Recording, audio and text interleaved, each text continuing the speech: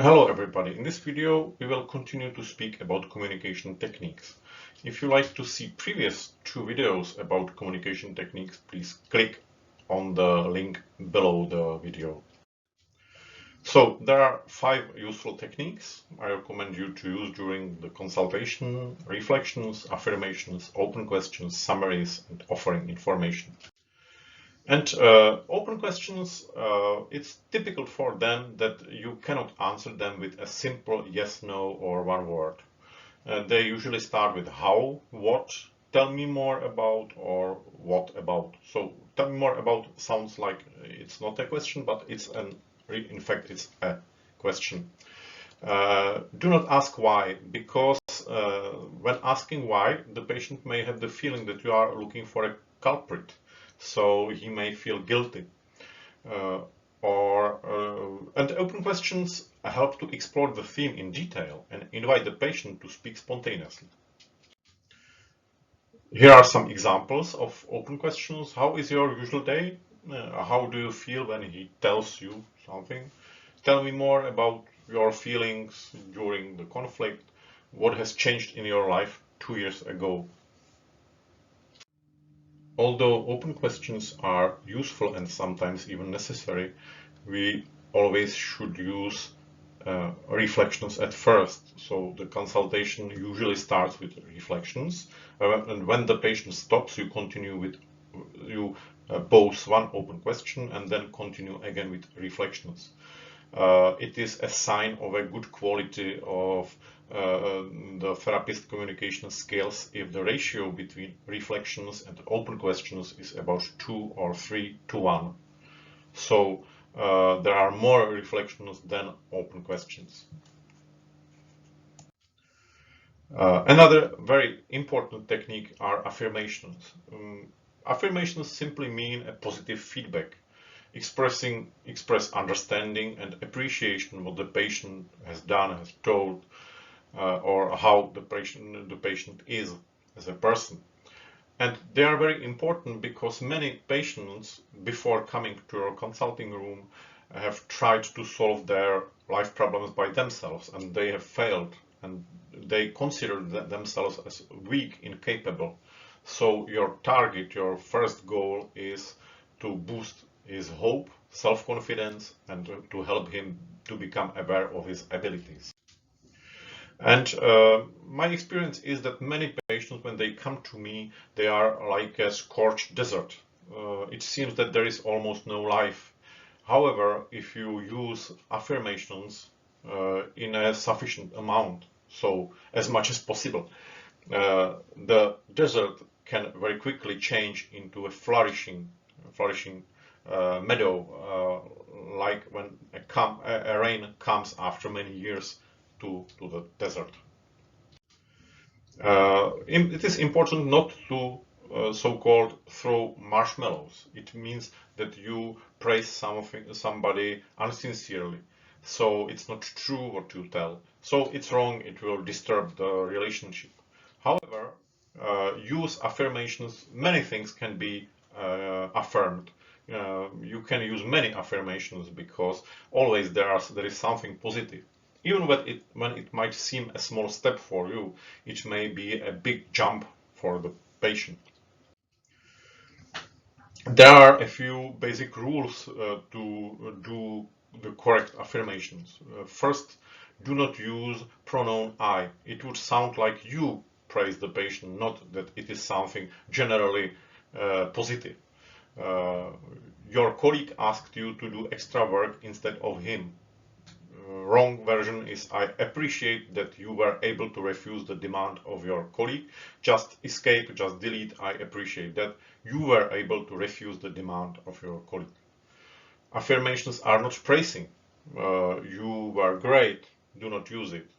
I congratulate you. Also, not. Or especially I give you A. The patient is not in the school. He is not a small child anymore, so do not give him grades. And it's important to concentrate on a specific behavior. Like last week, you were able to overcome your fear of driving and you drove 10 kilometers. In spite of your stage fright, you were able to make a presentation in front of your colleagues. Although you had a lot of work, you were able to find some time and play with your children. Previously, when you had migraine, you were used to overcome the pain and to continue in your work. This time, you have asked for a sick note. So when you use affirmation to this specific behavior, there is a bigger chance that next time you will repeat it. And of course, you can use affirmations to support the patient in the change, that is in accord with the positive aspects of the remedies.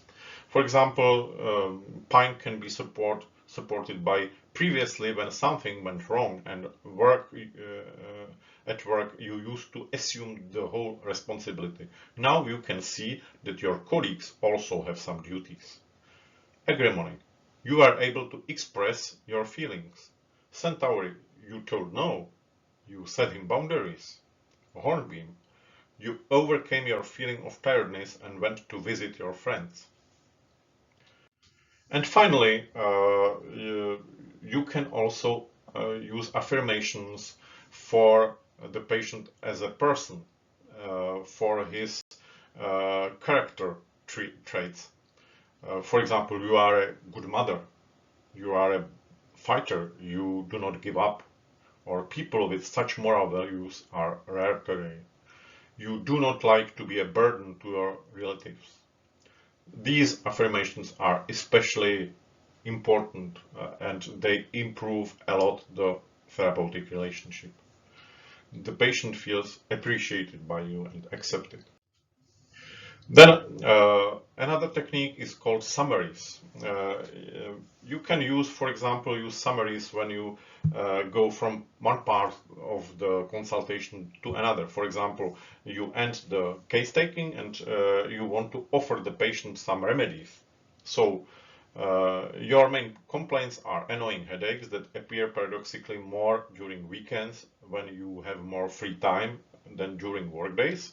Another problem is a guilt feeling when you have made a minor mistake.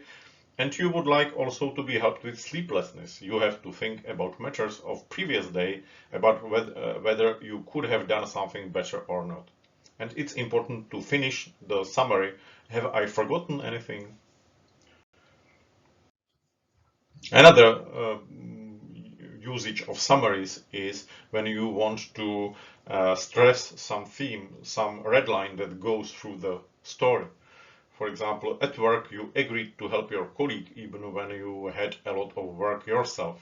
You know he would feel annoyed and angry towards you if you refused his demand. At home you tolerate bad temper of your husband without comments. You want to maintain peace at home. You do not like conflicts and try to avoid them whenever possible. Have I forgotten anything? And when you connect these seemingly isolated situations into one summary, so it has a more intense impact to the patient. And final technique is offering information. People have a tendency to give informational advices without permission, but it is one of the roadblocks. The reason is that maybe the patient isn't even interested in your opinion. He just has this idea and is convinced it is true. Maybe he has already considered your advice and abandoned it because of some reason. Maybe he already has this information and maybe he would feel pushed by your recommendation to do it. So, how to offer information?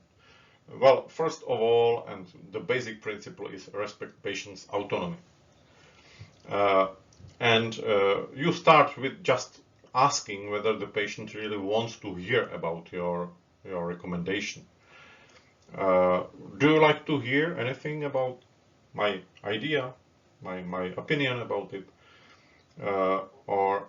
And if he agrees, then you can ask him what he already knows. So you do not give him information he already has. So what do you know about? and give him information in small pieces so he is able to digest it, and finally ask the patient whether and how he understands it. So here is an example. A patient comes to you because she feels panicky. For example, when I am in a crowded bus, I sometimes become panicky. And you have an idea, you can offer her one technique. So I have one idea that might be useful to you. Do you like to hear about it? You just offer information. Yes, please. Have you ever heard about the technique of triangular breathing?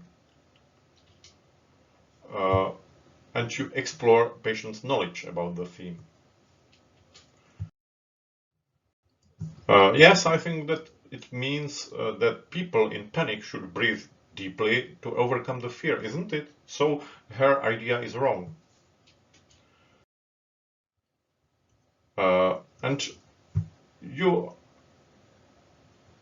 are right that the breathing can calm down, but it is not deep breathing, but especially slow breathing. So you correct her in her idea, and you continue explaining. You can suggest that she can try it on herself directly in the consulting room.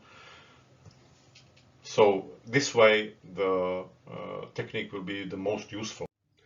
During the communication with the patient, you should always pay attention to patient's reaction, because in spite of the best techniques, you can get stuck in the conversation. For example, the patient starts to argue with you or defend the present situation instead of thinking how to change his life, how to improve his life. Or you can see on a non-verbal level that he is somehow blocked. He suddenly crosses his arms and legs, and sometimes the conversation even can go in circles. So you offer something, you suggest some solution, and the patient reacts, yes, but, so he discards all your suggestions. And it is a sort of a psychological game. And it's the time to change your approach. Otherwise, you risk that you can disrupt the therapeutic relationship. So, for example, you can stay on reflections only for some time, and affirmations and open questions, just to attune again to the feelings of the patient. Or you can change the conversation theme. Or maybe you will have to change completely the direction of the therapy, because the therapy you believe is suitable for a patient is not acceptable for him now. So, still once, there are 5 useful techniques. Reflections, just repeating what the patient has said or reflecting his feelings, his discrepancy between behavior and words, and so on. You can give him affirmations, and it's very important to give affirmational positive feedback. Use especially open questions that cannot be answered with only one word or one short sentence. Use summaries when you go from one part to another, or when you want to stress one theme. And when you have some idea, some suggestion for the patient, use the technique called offering information. So thank you very much for watching this video. I hope you have enjoyed it. And in the next video, we will return to the first video of the part 2 of our course, to 2 dialogues, and we will add comments. We will explain the techniques used in these dialogues.